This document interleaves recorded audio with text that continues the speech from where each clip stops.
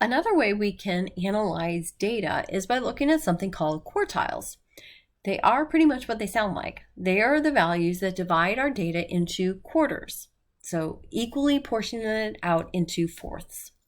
So specifically, the first quartile, which we denote as Q sub 1, is the value so that 25% of the data values are below it.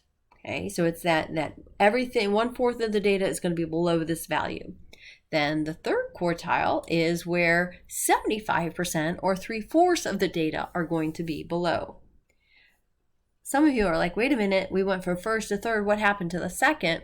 Well, we actually have another name for that called the median. So the median is the same as the second quartile. That is where 50% of the data values fall below. To kind of organize this, we often look at a data set and create something called a 5-number summary. That 5-number summary has this form: the minimum, then the Q sub 1 first quartile, then the median, then Q sub 3 third quartile, and then finally the maximum value for the data set. That will give me a pretty good picture of what this data is without seeing all the individual pieces. Now let's talk a little bit more about finding those quartiles.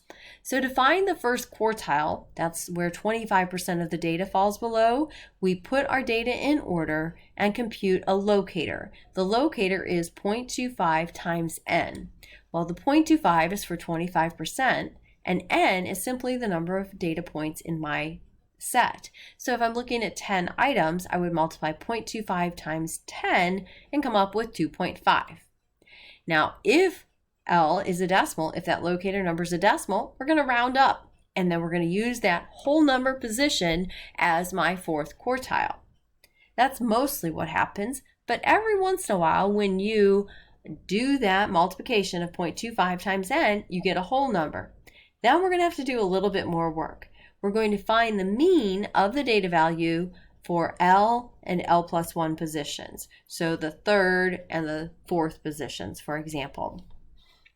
If I'm looking for the third quartile, I do exactly the same thing with one little difference. We multiply by 0.75 because we want 75%.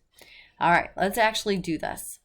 So we have 9 females and their heights in inches, and we've organized them from smallest to largest in this set of data: 59, 60, 62, 64, 66, 67, 69, 70, and 72.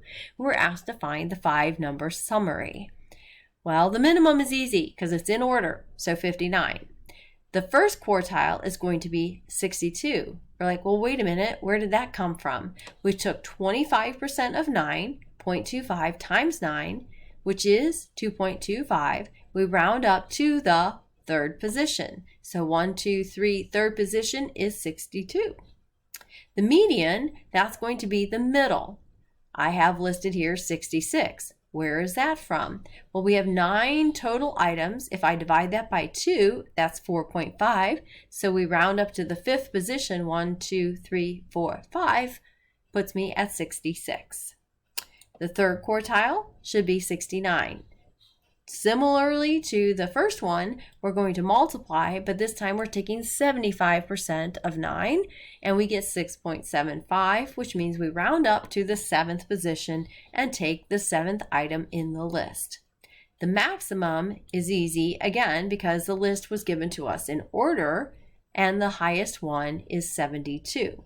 So my 5-number summary would be 59, 62, 66, 69, 72. Just looking at this, I can see the data is pretty closely connected. So the 5-number summary, those quartiles, give me an idea of how much variation there is within my data set.